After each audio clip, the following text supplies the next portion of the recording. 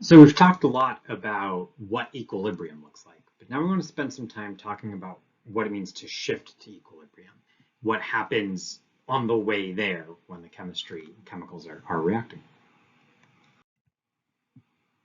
So shifts to equilibrium happen all the time. When we mix reactants together, reactants, products, whatever, we throw some chemicals in a beaker or a reaction vessel, they will not be initially at equilibrium.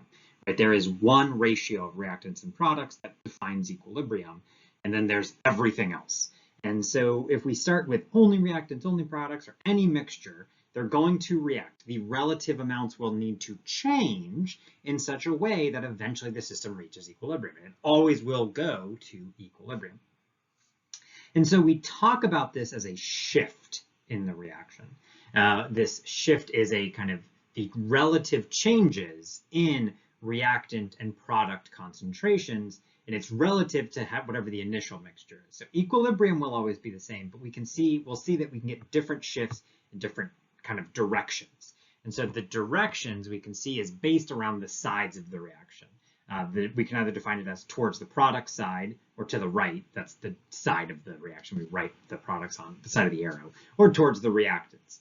Basically, so we're saying, do we get more products present in going to equilibrium? Do more products show up than we started with, or more reactants? Kind of that sort of idea, this towards idea.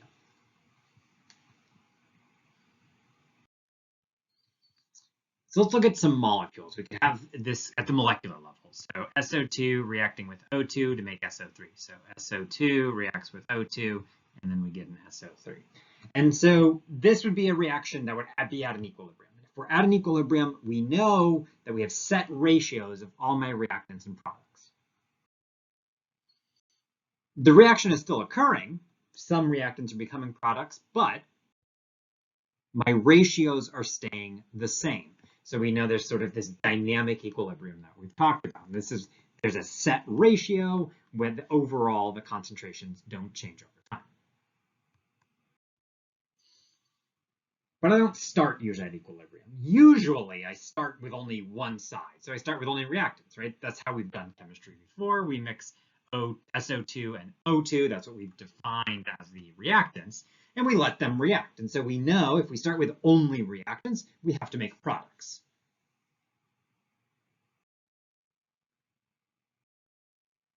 And this will continue. Always with the same stoichiometry, making products, until eventually we reach the same equilibrium that was defined for the reaction. It didn't matter that we started with only reactants. The equilibrium that we reached still looks like the equilibrium we showed before. I just copy pasted this slide. So it's the same relative amounts of each of my reactants and products. Now, relative to what I started with, I can see in this case, the product molecules that I would find SO3, there's certainly a lot more of them than when I started with only reactants, right? So product has been created. I could choose a different initial situation where now I only start with this SO3 product. So I mix only SO3. I know equilibrium reversible reactions can still occur. So if I put product in my mixture, I'm going to start getting some reactant.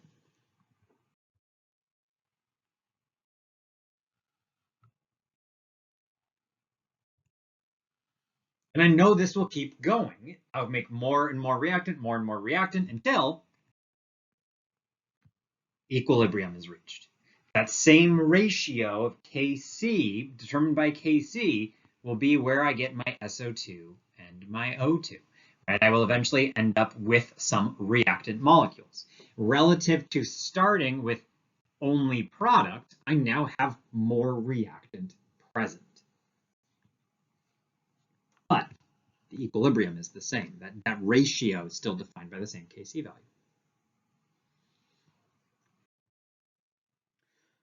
So these kind of definitions of shifts, right? This idea of different shifts. Equilibrium is always the same, but shift basically describes how does the chemical kind of makeup change as we go from our initial to the equilibrium. What is this shift in relative concentrations in order to reach equilibrium, or when the system is approaching equilibrium and going to equilibrium?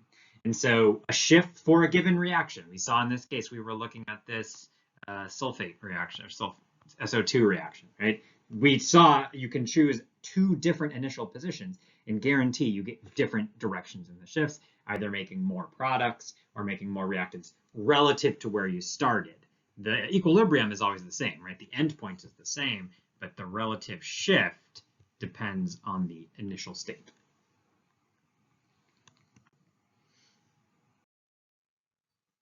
So a shift to products means reactant amounts decrease over time and product amounts decrease over time. So SO2 and O2 would be my reactants. We can see they decrease, and SO3 is the product that increases. So if I'm trying to make SO3, this is perfect, right? If I want SO3, shift to products is what I desire.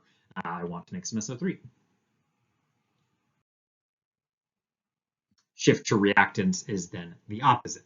The reactant amounts, the SO2 and O2, increase over time, and my SO3 is decreasing over time, the product amount. In this case, if I wanted that SO3, I'd be unhappy. This is not chemistry that I want to have happen. This is not the shift I want to occur.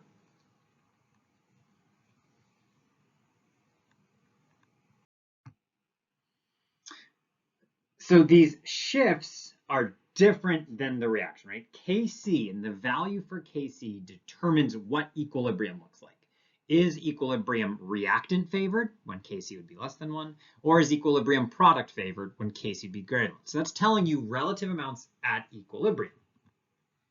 Shifts tell you the relative change from the initial conditions. So if you have an initial conditions with no product, and then you make any product, that would be a shift to product. That does not guarantee there is a lot of product present, just more than when you started, more than the initial amount. So Kc purely describes the chemistry. What is the reaction? What temperature is it at? Shift direction depends on where you start and where you go.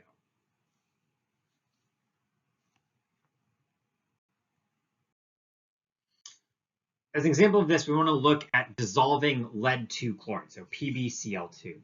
So if we look, this would be dissolving into water. So Kc is 1.7 times 10 to the negative fifth. This is less than 1. So this is a reactant-favored equilibrium. Another way we would say this is that lead-2 chloride is not soluble in water. When you put it in water, you do not tend to form separate ions. It tends to stay as the reactant undissolved solid. So if we think about this, not much will dissolve. If I put lead-2 chloride into water, it looks like it's not really dissolved. It's cloudy because the solid is just kind of floating around in it. But some will dissolve. You can figure out that the amount that dissolves is 0.016 molar. Not very much, but some. You started with pure water and pure solid lead-2 chloride.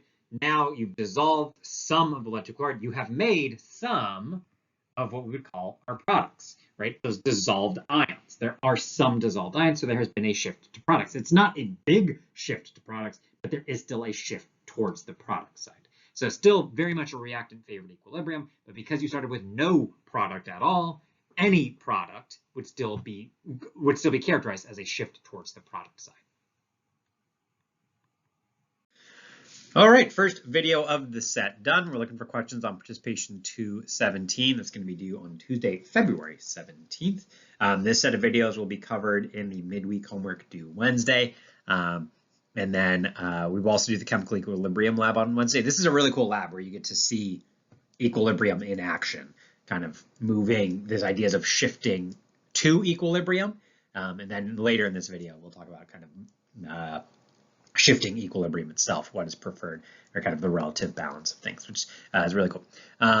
Pre-lab technique notebook due at 11. Make sure you get those taken care of ahead of time. If you have any questions about anything, let me know. Otherwise, I will see you in the next video.